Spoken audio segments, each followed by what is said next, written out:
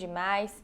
A Cristina Bernardes comentou no Facebook, ela tem, no YouTube, perdão, ela tem uma pergunta. Ela coloca: todos defendemos a democracia. Esta pauta é só da esquerda desde quando? Então, é a pergunta que eu gostaria de fazer para ela, inclusive.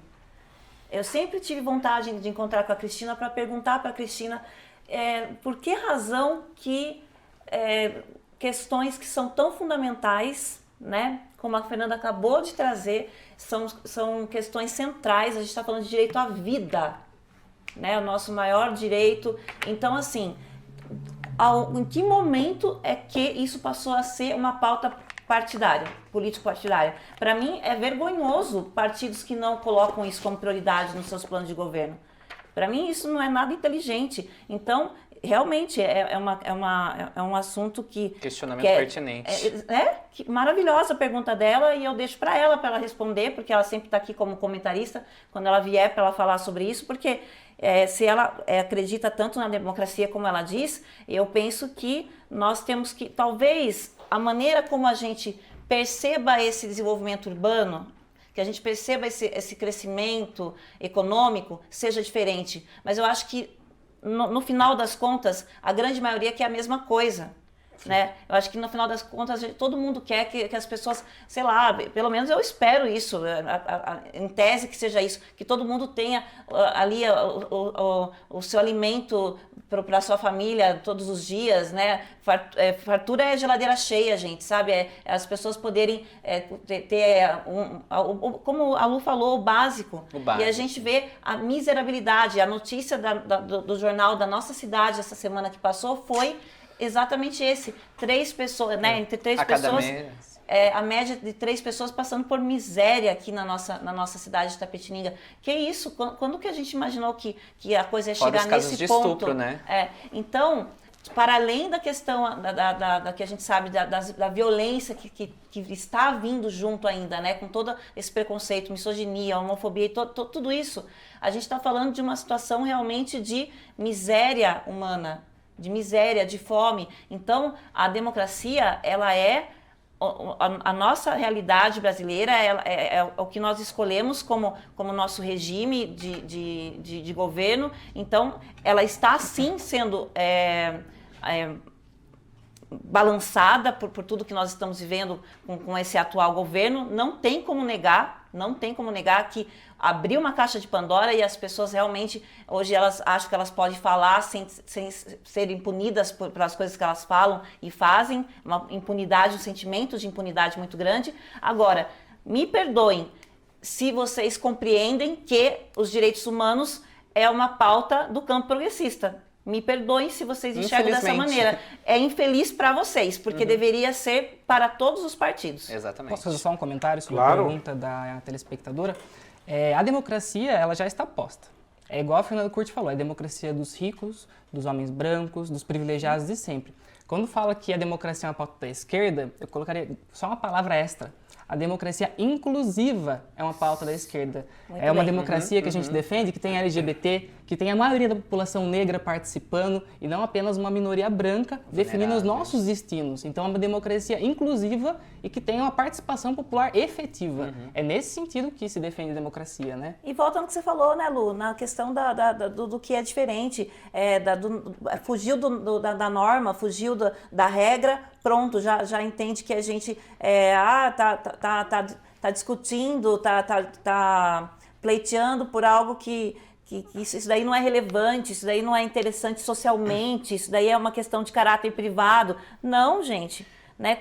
A Fernanda se colocou muito bem, é uma discussão que realmente tem relação com o que foi conquistado, né? O que foi conquistado durante esses últimos anos, de sair de uma condição financeira, de estourar uma bolha, de alcançar, e isso causar um furor, né? Não queremos isso.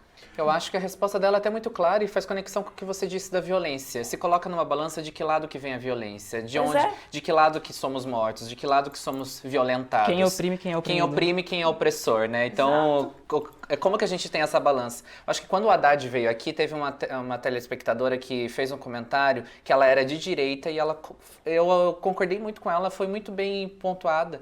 E que antes de tudo, antes de ser de direita ou de esquerda, deve se manter o respeito. Ela foi muito bem com as palavras, ela falou assim, isso daqui é um campo minado, um campo de batalha, onde vocês aqui da direita estão proclamando ódio, violência com quem é de esquerda diferente. Ela se colocou, eu sou de direita, mas eu sou contra todo esse tipo de argumento que vocês estão fazendo aqui. Eu acho que dentro da nossa sociedade é importante a gente ter os diferentes, temos que ter esses diferentes lados opostos, mas achar um lado de comunhão onde o direito e o respeito de todos seja o respeito eficaz. Tem que ser o ponto de convergência Exatamente, para qualquer exatamente. debate, né? Não, e o debate tem que permanecer nas ideias, Exatamente. Isso. no campo das ideias, No campo das ideias. das realizações, E não no das discussões. físico. Que é isso? E eu quero trazer a Fernanda justamente nessa discussão aí.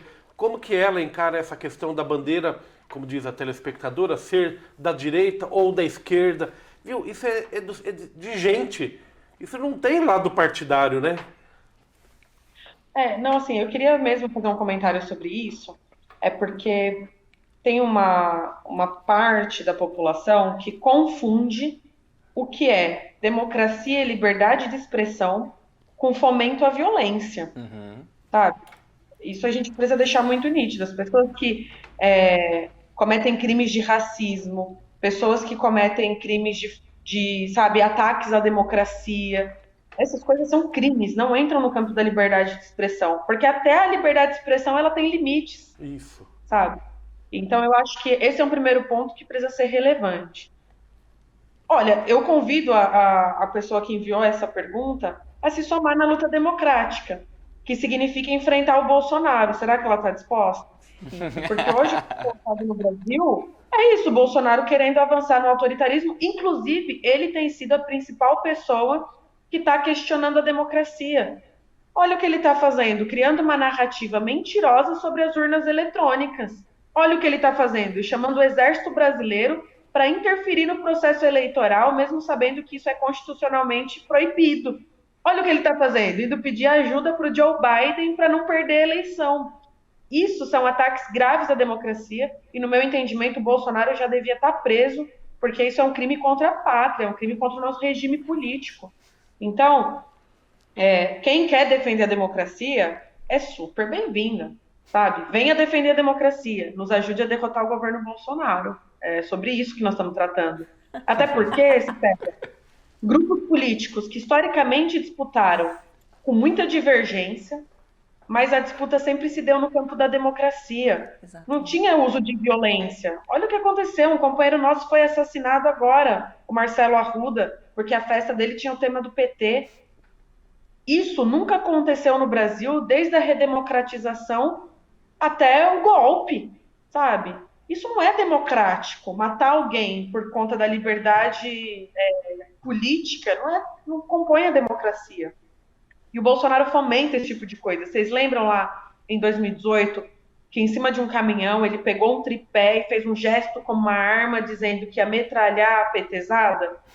Ele fomenta que esses grupos cometam esse tipo de violência. Então, eu acho que não dá para a gente tolerar um cara que a todo momento está questionando a democracia no Brasil, está jogando contra a democracia, está jogando contra a Constituição e está fomentando a violência. Então, a democracia tem que ser uma pauta de todas as pessoas que defendem um regime político de respeito e de liberdade no sentido das escolhas políticas, do pensamento político, o que não se confunde com fomento à violência. E hoje, na conjuntura que nós estamos vivendo, quem defende a democracia necessariamente precisa defender o fim do governo Bolsonaro. Ótimo. Perfeita. Muito boa Perfeita. colocação. Perfeito. Samira? Perfeito. Olha, fazendo um gancho com o que ela falou da questão de liberdade, né, de expressão, eu uso mais um exemplo desse senhor ilustre que está lá no Planalto, dele mais que uma vez em relação ao que nós vivemos nessa pandemia, esse horror que foi de ficar um ano esperando para que as pessoas fossem vacinadas e assim, tudo o que a gente presenciou. E o quanto que isso, principalmente para essa faixa etária, né, do ensino fundamental, os adolescentes, o que isso ainda vai repercutir para eles esses 2 anos de atraso na educação. De educação e de convivência, formação, né?